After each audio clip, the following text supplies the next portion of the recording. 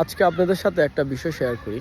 আমি মূলত এই ধরনের কোনো ভিডিও বা কথা বলতে চাই না, কারণ খেলাধুলার মধ্যে হার জিত আসছেই। আর একটা জিনিস হলো যে কার কোন সিজনটা ভালো কাটে এটা আসলে বলা যায় না।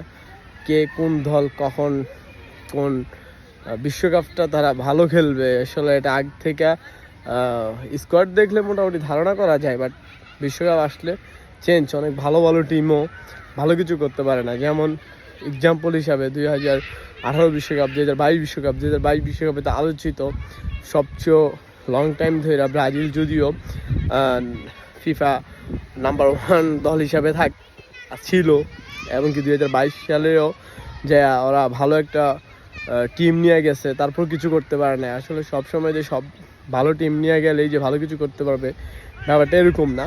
তারপরও যারা নাকি ব্রাজিলকে নিয়ে খুব বেশি মাতামাতি করেন, এর সাথে জিতলে এর সাথে ড্র করলে 26 বিশ্বকাপে কোয়ালিফাই করতে পারবে এবং কি করতে পারবে না, এই ধরনের বিতর্কিত আলোচনা যারা করেন, হ্যাঁ তারা কি একটাবার ভাবছেন আসলে বলা কি ঠিক হবে কি না জানি না, যে আপনারা যে এটা ভাবছেন কখনো যে ব্রাজিল 2026 বিশ্বকাপে কোয়ালিফাই করতে পারবে না, এখন আমরা কোয়ালিফাই করছি তার জন্য আপনাদেরকে বলতেছি ব্যাপারটা এরকম না।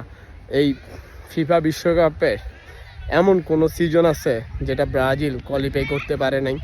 আপনারা যে বিভিন্ন জনে বিভিন্নভাবে ব্রাজিলকে ছোট করে কথা বলছেন, আপনাদের হ্যাডাম থাকলে এই রেকর্ডটা ভাঙিয়ে দেখেন তো, যে ব্রাজিল আজও পর্যন্ত কোনো বিশ্বকাপ টুর্নামেন্ট থেকে ছিটকে যায় নাই। প্রত্যেকটা বিশ্বকাপে ব্রাজিল অংশগ্রহণ করছে।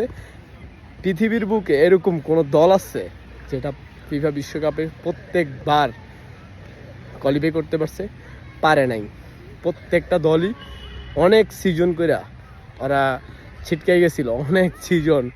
কতগুলা দল তো মনে করেন যে 20 বছর ধরেও আসতে পারে নাই, এরকম 4-5টা সিজন একবারে বাদ গেছে। অথচ তারপরও ব্রাজিলের কোনো অহংকার নাই, ব্রাজিল এগুলো নিয়ে তেমন কোনো কিছু বলতে চায় না। আমার এতটুকুই, ব্রাজিল ফ্যান যারা আছি তাদের কখনো অহংকার করে না। তারপর আমার এতটুকুই বলার আছে যে আপনাদের যদি হ্যাডাম থাকে ব্রাজিলের রেকর্ডটা ভাঙিয়ে দেখেন তো। সব রেকর্ড ব্রাজিল করছে, অনেক রেকর্ডই হয়েছে, এটা আর বলার মতন না।